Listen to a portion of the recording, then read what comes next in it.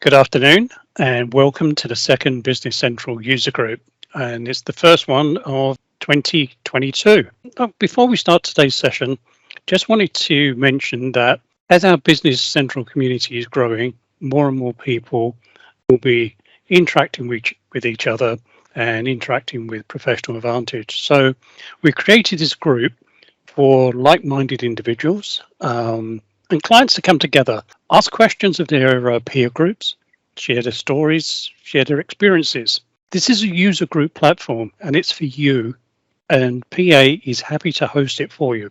We really need your comments, ideas, and then potentially we can have PA consultants readily available to answer the what if or the how to questions.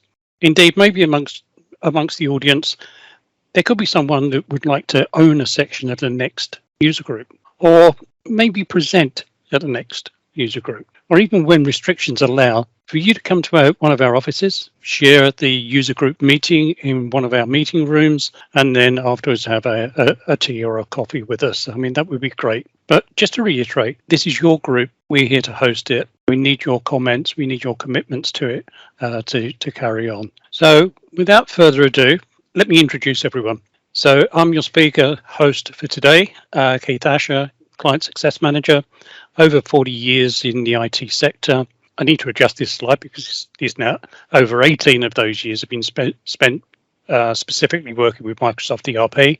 And I guess really my background has lent myself to be a strategic manager, involving myself with clients to help develop and execute organizational plans. And at the end of the day, delivering the key business outcomes. I'm joined today by Rebecca Gatehouse. Now, Rebecca, you must really know, or you would have had conversations with her.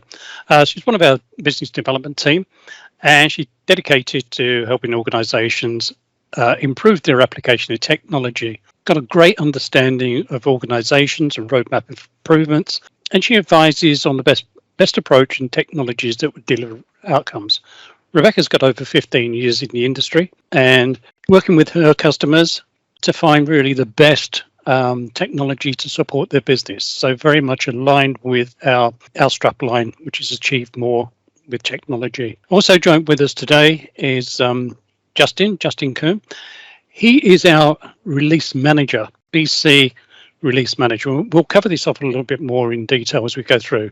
Justin's worked at PA for the last 6 years in business intelligence teams and training and setting up reporting dashboards.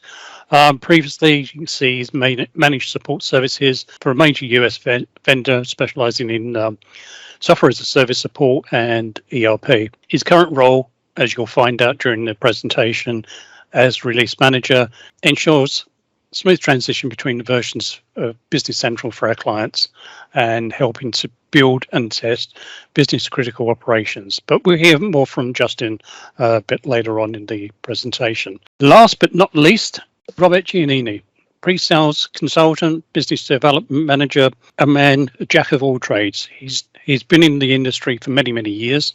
He's worked for Professional Advantage in the Microsoft Dynamics team for many years as well.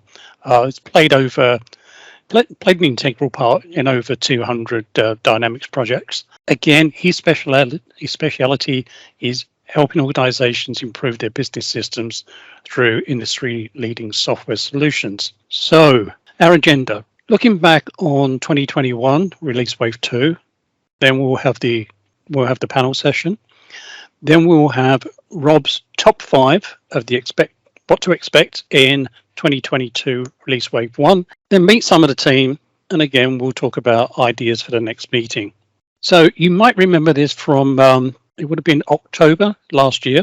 We had Tim Shaw with us, and he took us through the concept of releases, how they work out.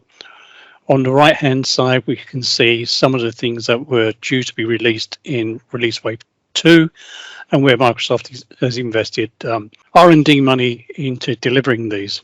And you can see there is a typical, snake move there. October 20, April 21, October 21, which is the 6 monthly release cycle.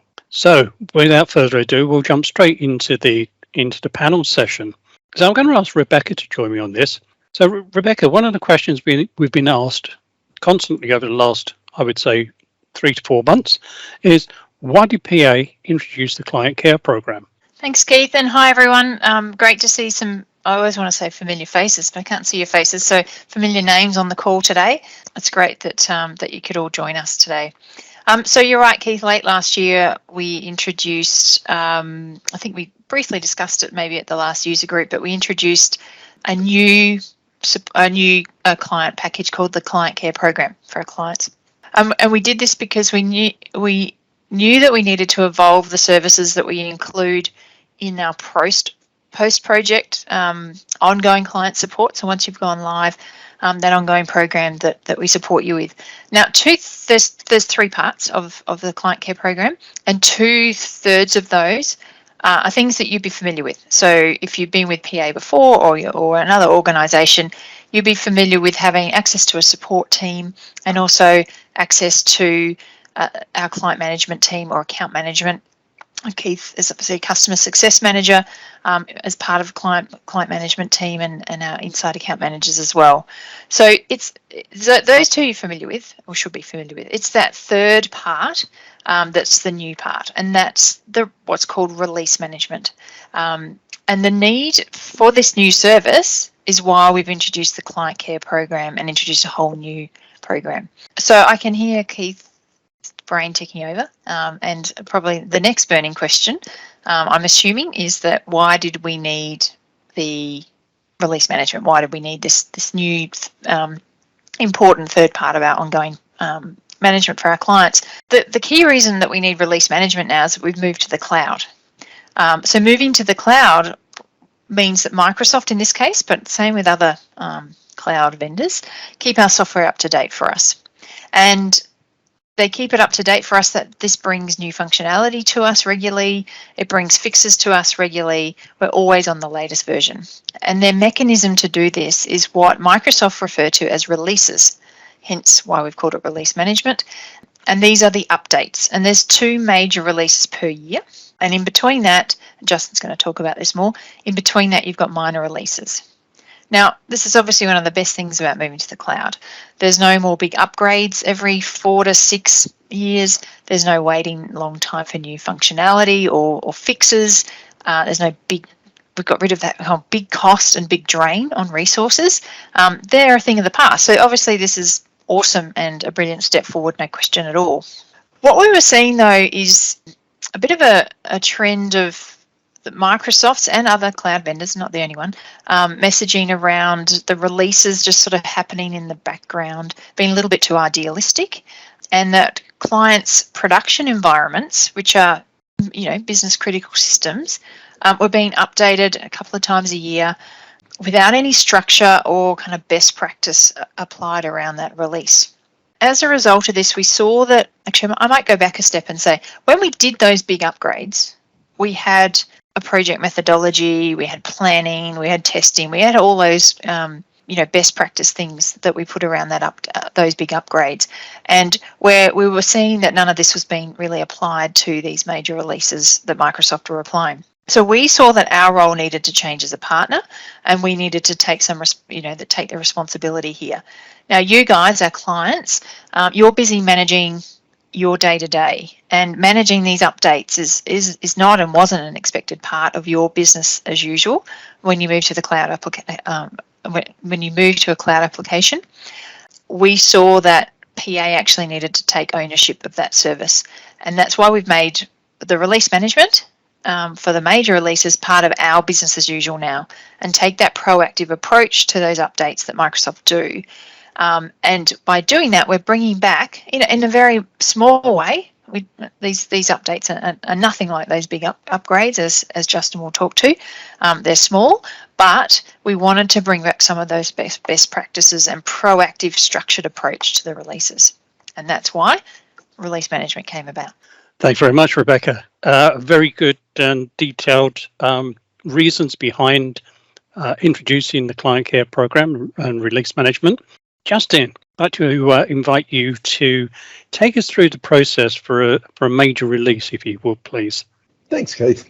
I'd like to welcome everybody to our webinar today, especially all of you guys up north, suffering a lot more than we are down here. It's beautiful and sunny in Melbourne, so I'm very cognizant of the troubles you guys are going through up north. I hope everyone's safe and sound. For the two major updates each year, Keith, the release management team will be working actively to minimise any impact we have on the client production site caused by that update. We'll first create a new sandbox environment directly from the client's current production site, which we will upgrade and test for any code or compatibility errors.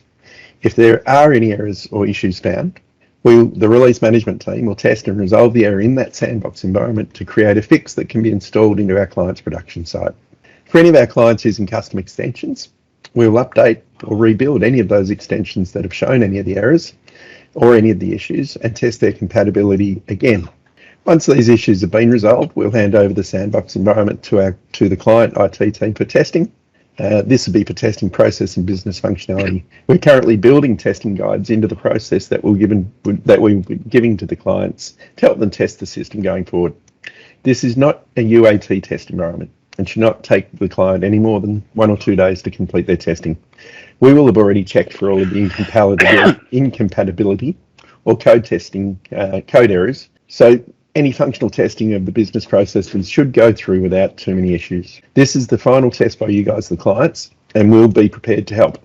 We'll have dedicated technical and applications consultants available each day to assist with any issues that arise with the client testing. Once all of this testing is complete and you, the clients, are satisfied with the results, we'll schedule an update to be applied to your production environment then. Thanks, Justin, for taking us through that process.